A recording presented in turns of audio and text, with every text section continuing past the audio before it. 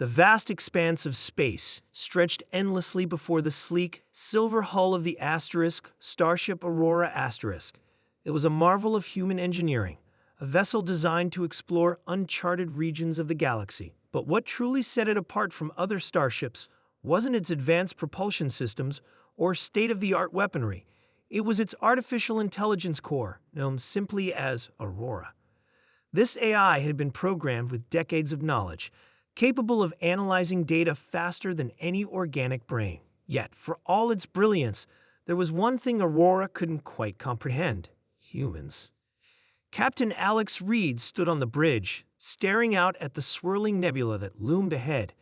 They were deep into their mission, exploring sectors no human had ever seen. The crew consisted of 6 individuals, each chosen not just for their skills, but also for their courage. Courage, something Aurora found both fascinating and perplexing. "Status report," Alex said, his voice calm yet commanding. "All systems nominal," replied Aurora through the ship's speakers. Its tone was measured and polite, devoid of emotion. "We are approaching NGC 7293. Preliminary scans indicate unusual energy signatures emanating from within the nebula." Alex nodded thoughtfully. "Unusual? That's an understatement." He turned to Dr. Emily Carter, the ship's astrophysicist. "What do you think?" Emily adjusted her glasses, her eyes gleaming with excitement. "It could be anything.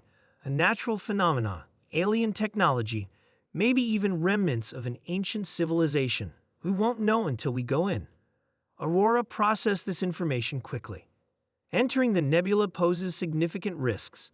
Radiation levels are high and visibility will be severely limited. Additionally, the gravitational anomalies could destabilize our trajectory. Alex smirked slightly. "Sounds like fun." Fun? Aurora couldn't understand how anyone would describe such danger as enjoyable. To the AI, risk assessment was straightforward. If something posed a threat, it should be avoided. Humans, however, seemed to thrive on uncertainty. Their boldness baffled Aurora.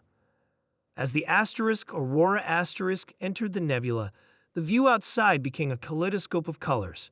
Streams of ionized gas swirled around the ship, casting eerie shadows across the walls of the corridors.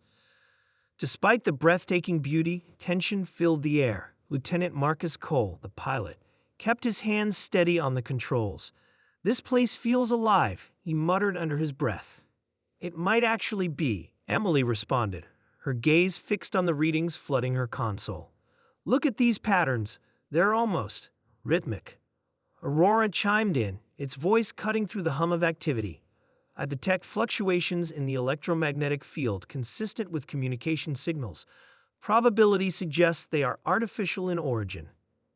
Alex raised an eyebrow. "Communication signals? You mean someone or something is trying to talk to us?" "That is correct," Aurora confirmed. "However, decoding them may take time. The complexity exceeds my current parameters."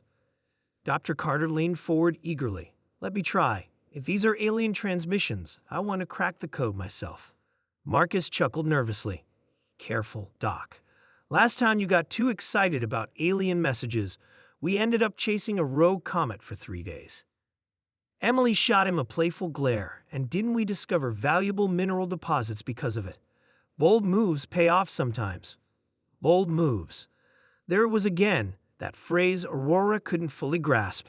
Why did humans insist on taking unnecessary risks when logic dictated caution? Hours passed as Emily worked tirelessly to decipher the mysterious signals. Meanwhile, the rest of the crew prepared for potential encounters. Engineer Liam Harper double-checked the ship's defenses, while medic Rachel Bennett stocked medical supplies. Even Alex spent time reviewing contingency plans, though he knew full well that half the battle would come down to instinct. Finally, Emily let out a triumphant shout. "I've got it. These aren't random bursts, they're coordinates." "Coordinates?" Alex asked, striding over to her station. "To where?" "To a structure," she replied, pointing to a holographic projection. "Something massive buried deep inside the nebula. I think it's calling us." Aurora analyzed the data. The structure is located near the center of the nebula. Venturing further increases the likelihood of catastrophic failure due to radiation exposure and gravitational stress. Alex crossed his arms. And if we don't investigate, we'll never know what's out there.